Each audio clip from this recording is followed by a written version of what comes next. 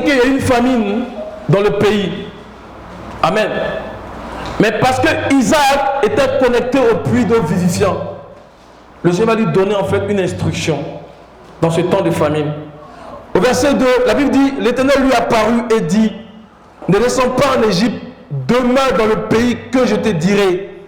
Séjourne dans ce pays-ci, je serai avec toi, je te bénirai, je donnerai toutes les contrées à toi et à ta postérité, et je tiendrai le serment que j'ai fait à Abraham ton père. Alléluia. Regardez bien le verset 2. En temps de famine, voici ce que le Seigneur a dit à Isaac. Verset 2. Et l'Éternel lui apparut et dit, ne descends pas en Égypte, demeure dans le pays que je te dirai. Alléluia. Amen. En temps de famine, le Seigneur nous dit de demeurer dans le pays qui nous dira de demeurer. Amen. Il dit, demeure dans le pays que je te dirai. Parce que cela ne dépend ni de celui qui veut, cela ne dépend ni de celui qui peut, cela ne dépend ni d'un endroit physique, mais cela dépend de l'Éternel qui nous abreuve. Si dans les temps de famine, nous commençons à courir par-ci, par-là, alléluia, la famine va nous atteindre. C'est-à-dire, demeure dans le pays que je te dirai. Et dans ces derniers temps, le pays que le Seigneur veut que nous soyons, c'est dans les Écritures. C'est dans sa présence. Amen. Alléluia. Si nous demeurons dans sa présence, si nous demeurons dans les Écritures, le pays qu'il nous dit, voici ce qu'il a dit à Isaac par la suite. Regardez bien le verset 3. Il dit, séjourne dans ce pays, je serai avec toi. Oh, en temps de famille, si le Seigneur est avec nous, nous avons tout gagné. Amen. Il dit, je serai avec toi et je te bénirai, car je donnerai toutes ces contrées à toi et à ta postérité. Et je tiendrai le serment que j'ai fait à Abraham ton père. Donc si nous séjournons en temps de famille, là où le Seigneur veut que nous séjournons, alléluia, nous allons avoir la bénédiction de l'Éternel. Il dit, séjourne dans le pays. Amen. Parce que c'est lui qui séjourne là où le Seigneur veut. Quand on lit le livre par exemple de Josué chapitre 1, il dit, médite le jour et nuit, afin d'observer, mettre en pratique tout ce qui est écrit. Car c'est alors, Josué chapitre 1 verset 8, si quelqu'un peut lire cela. Donc ça ne dépend pas du lieu. On court. On ne comprend pas, on court. Le Seigneur dit de séjourner là où il veut que nous séjournons. C'est tout ce qu'il veut. Amen. Parce que c'est là qu'il y a de l'eau. Et on voit que par la suite, Isaac a commencé à creuser et il trouvait de l'eau. Et le mystère, c'est que Dieu lui apparaissait. Et là où Dieu lui apparaissait, maintenant, c'est serviteur de creuser. Il creusait, trouvait de l'eau. Amen. Mais si on court, la famille va nous gagner. Alléluia. Josué chapitre 1, verset 8. Josué chapitre 1, verset 8. Josué chapitre 1, verset 8. Ce livre de la loi ne s'éloignera pas de ta bouche. Tu le reliras jour et nuit pour veiller à mettre en pratique tout ce qui est écrit. Alors tu mèneras à bien tes entreprises, tu réussiras. Amen. Amen. Donc séjournons, ouvrons grand nos oreilles. Dis Seigneur, où tu veux que je séjourne. Alléluia. Il va nous dire que je veux que vous séjournez dans ma parole. Amen. Et c'est là, dans ce pays-là, que nous commençons à voir les arts, alléluia, du royaume de Dieu. Amen. Et regardons dans les Psaumes 91.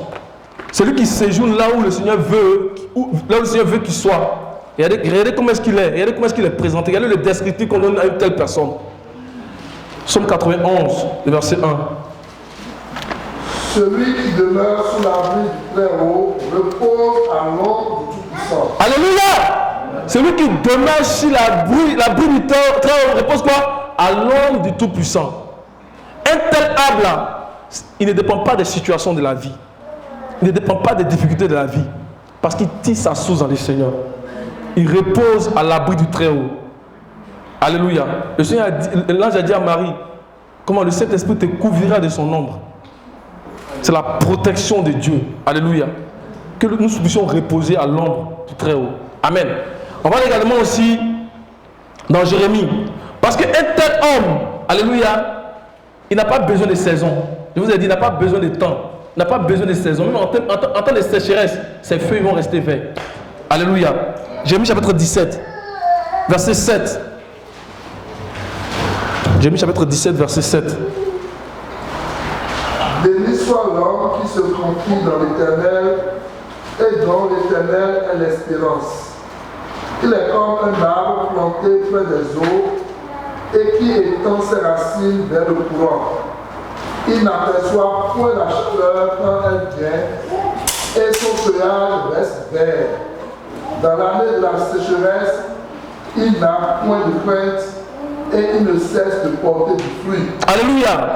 Relis le verset, relis à partir du verset 8, reprends. Regardez bien, dans l'année de la sécheresse, reprends mon frère cette partie-là.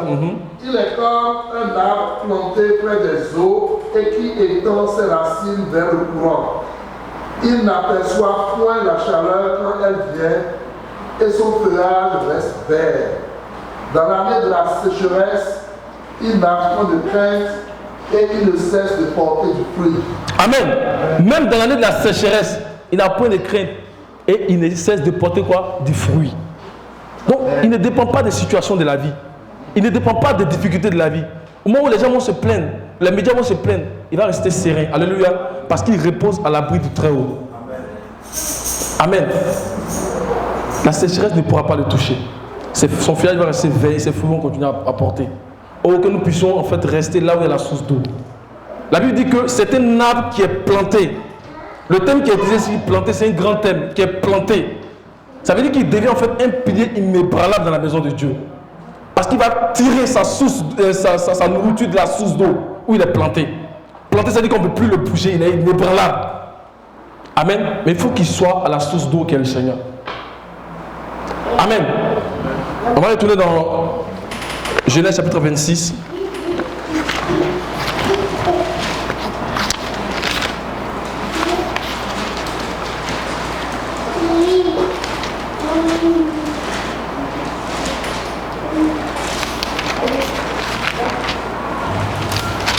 Alors,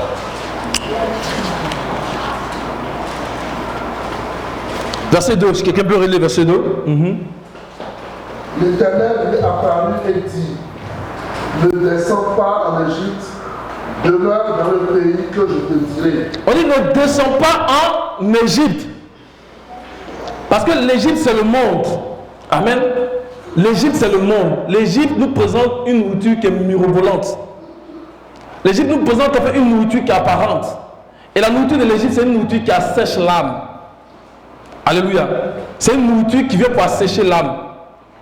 Mais la nourriture que nous donne le Seigneur, là où on séjourne, c'est une nourriture en fait qui nous donne, qui donne à notre arbre d'avoir des fruits, des feuilles vertes, même en temps de sécheresse. Amen. Donc ne descendons pas en Égypte. Ne descendons pas en Égypte, mais demeurons dans la présence du Seigneur.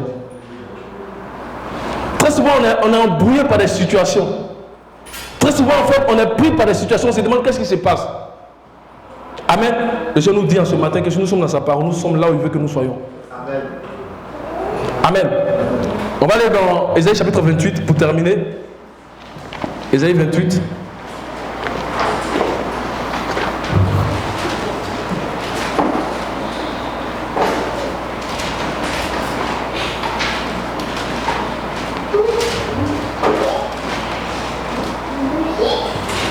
Versets 16 à 17. C'est pourquoi ainsi parle le Seigneur l'Éternel.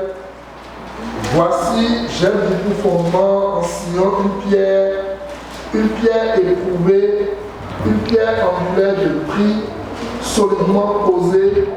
Celui qui la prendra pour appui n'aura point hâte de fuir. Verset 17. Je ferai de la droiture une règle et de la justice un niveau. Et la règle emportera le refuge de la fausseté et les eaux inonderont l'abri du mensonge. Alléluia. On dit celui qui va prendre cette pierre pour appui n'aura pas quoi? N'aura pas quoi? Hâte de fuir. Amen. Pourquoi? Parce que cette personne sera comme un arbre qui est planté près de la source d'eau. Amen. Donc même en temps de famine, la sérénité va gagner notre cœur.